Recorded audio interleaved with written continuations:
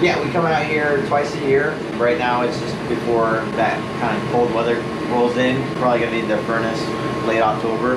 So we want to make sure everything kicks on, make sure everything's working like it should. We don't want no little critters that got in there, made a little web and causing something not to kick on. I definitely smell burning.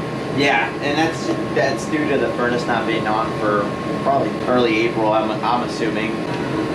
So first thing I always check when I get here, I always just turn on the thermostat and I kind of watch it and make sure everything kicks on, and then just check my amperages on my inducer motor and my fan motor, make sure there's nothing overamping, make sure there's nothing obvious there.